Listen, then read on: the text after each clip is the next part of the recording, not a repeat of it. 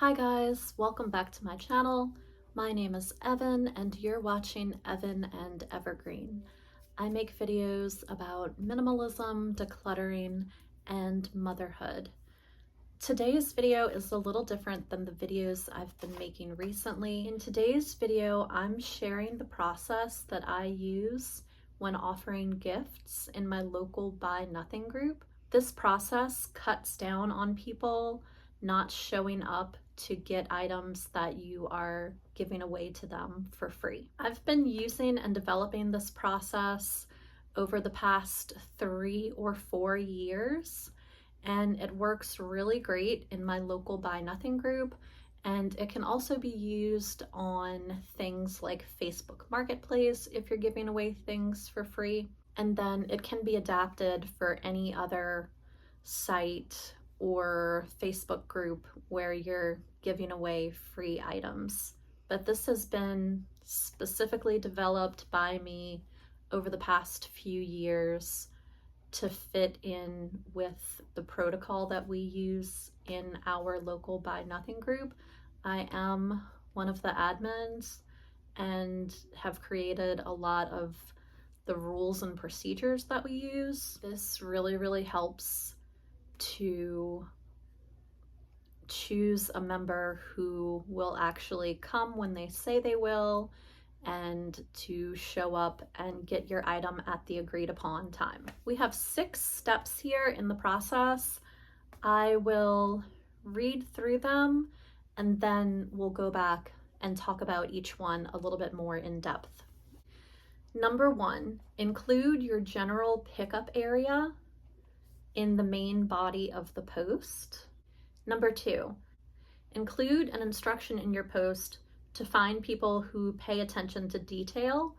Number 3, invite 3 or 4 people to send you a private message in the comment section of the post that you created.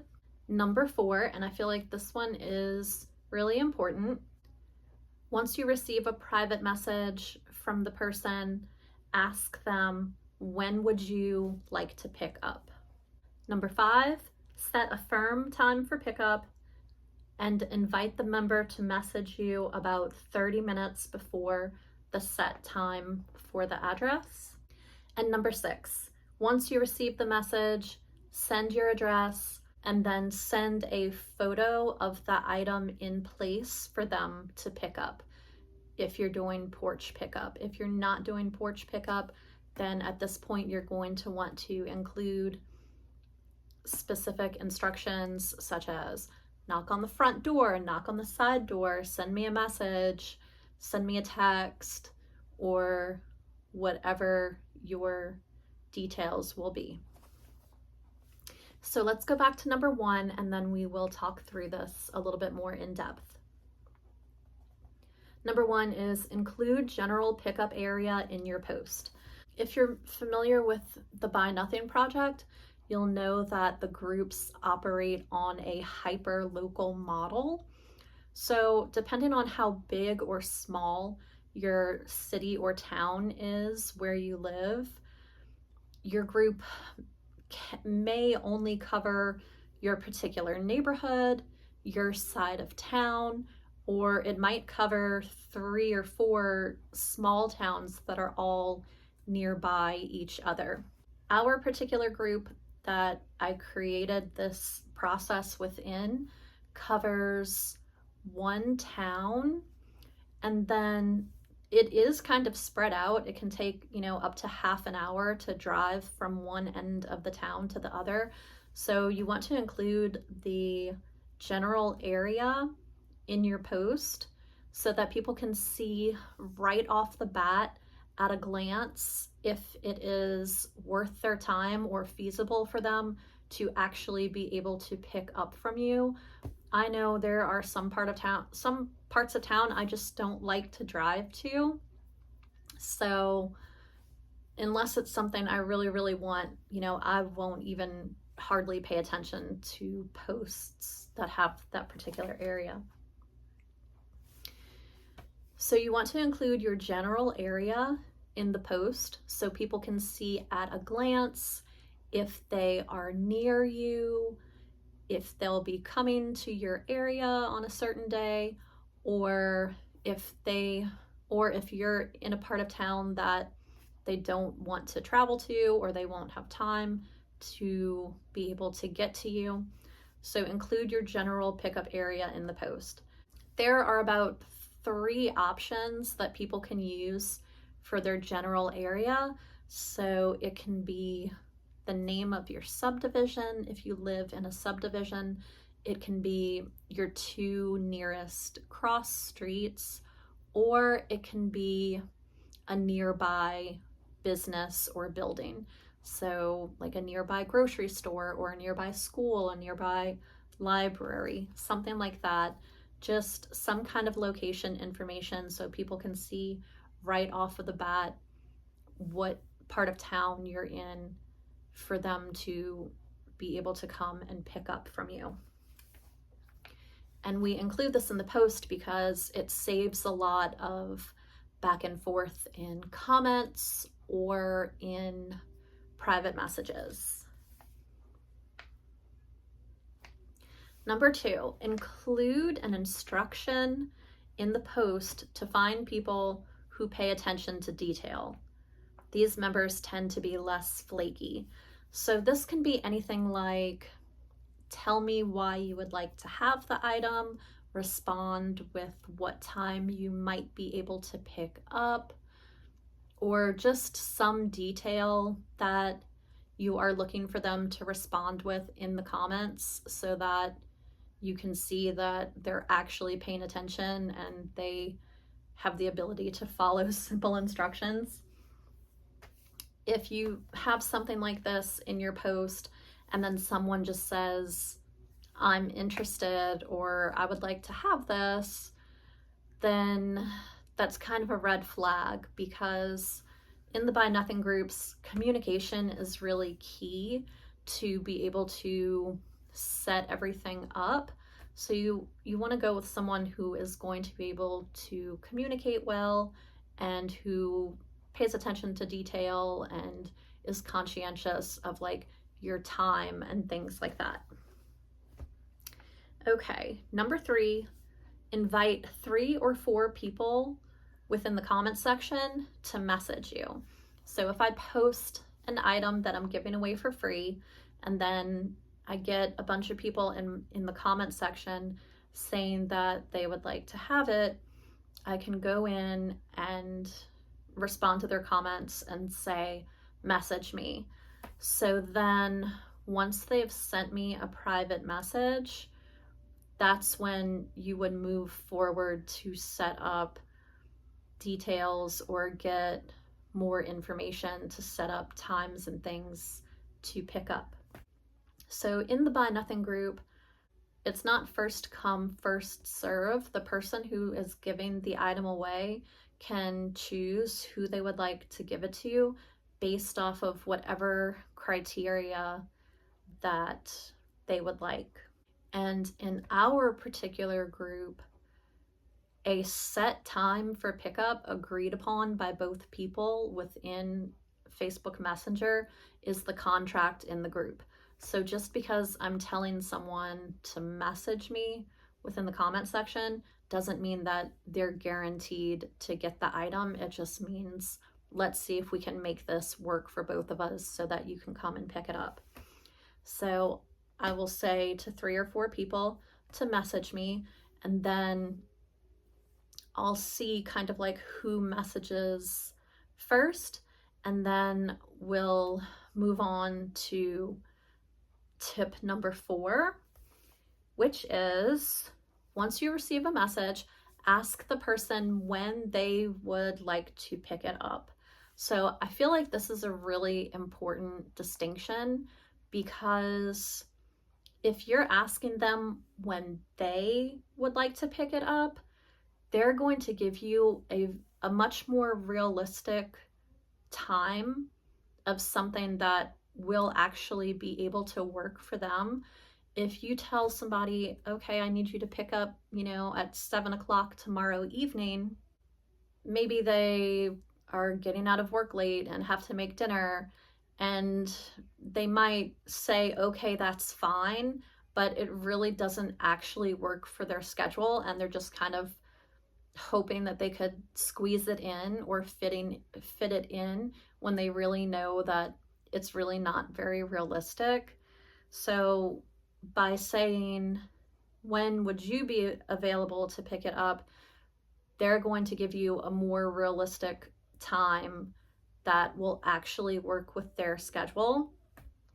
And then you have the ability to say, okay, well, that will work for me, or you can say, that's not going to work for me.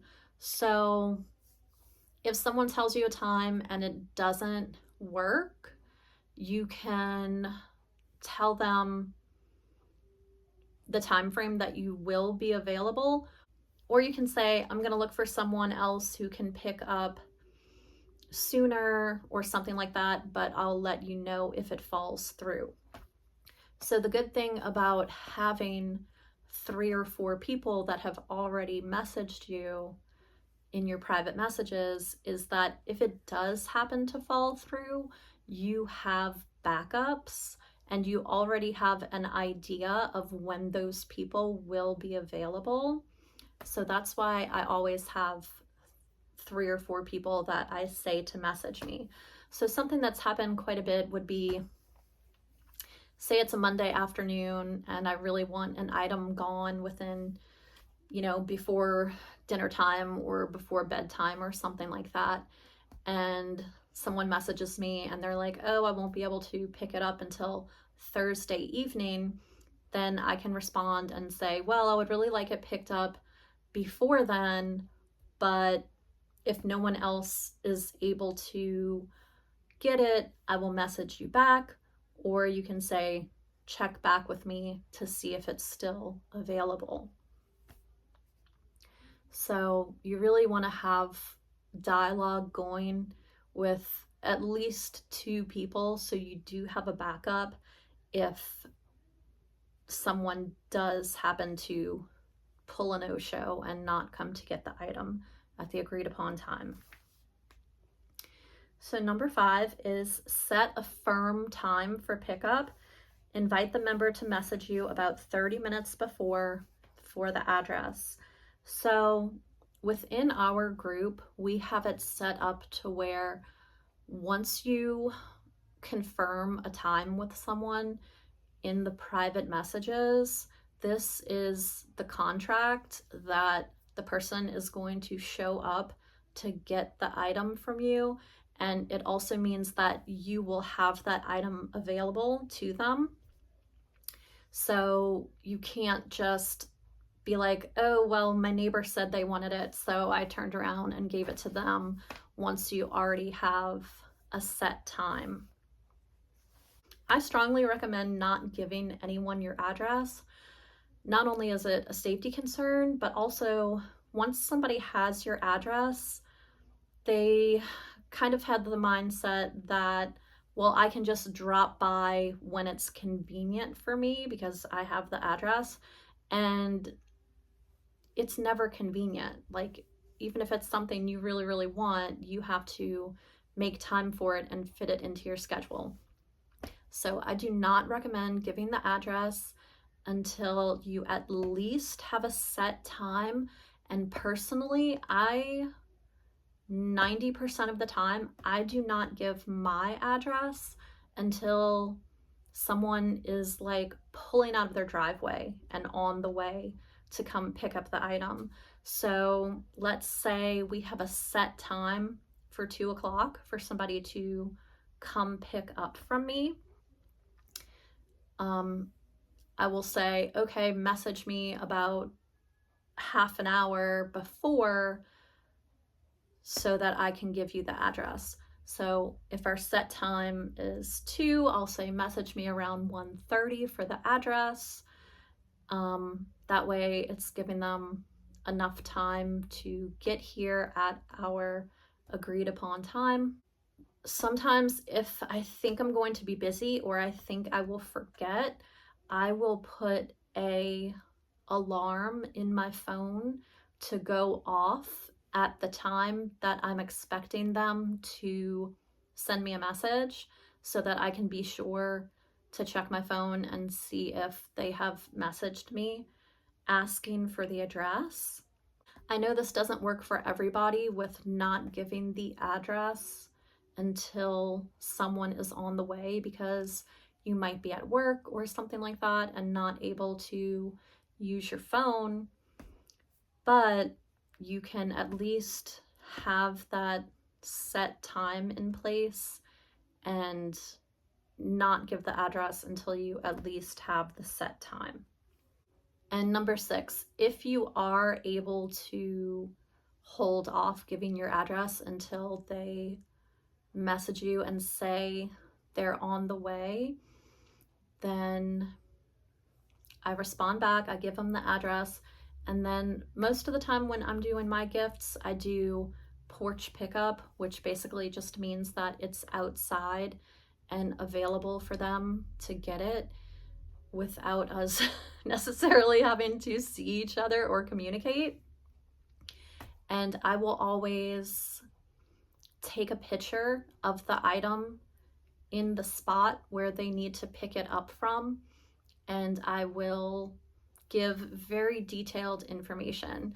Like I will say it's on the front porch to the left of the door in the white Walmart bag, like very specific information. Or I'll say it's on the round patio table in the gray grocery bag, or whatever it might be. And in addition to that, I will take a photo and send it to them. And at this point, this is when, if you do want them to knock on your door, then you want to give that information as well. So you can say knock on the front door, knock on the side door, knock, or it'll be sitting in front of the garage, like whatever it is, because you don't want someone to come to your house and then not be able to find the item and then just turn around and leave, and then you're not giving your thing away. So I hope this is helpful for you guys if you declutter by giving things away in the Buy Nothing groups. I really enjoy using the Buy Nothing group because I'm giving things directly to people who need them or want them, and they don't have to spend money on it. They don't have to go to the thrift store and purchase it. And it is a lot of work, but it's really fulfilling and I enjoy doing it. And the more I participate in the group, just the stronger the group becomes overall. And I use the group all the time for my own things that I might need. So if I need a particular item, I will normally look in the group before I go to the store and purchase it, or I will put out an ask for the item that I need before I go out and purchase it, depending on what it is. So the more I participate in the group and give my things away through that, it's just, you know, building connections with people in the community who I might otherwise not get to know, and it's making the group stronger and better overall so that, you know, it benefits all of the members who actually use it. So it is a lot of work, but it's worth it because it's just creating like a really good, strong community of people who can be there for each other when we have a want or a need, and it's really fun and it's awesome. So I hope this helps you to not have people not showing up for your items. And I'll see you in the next one. Bye.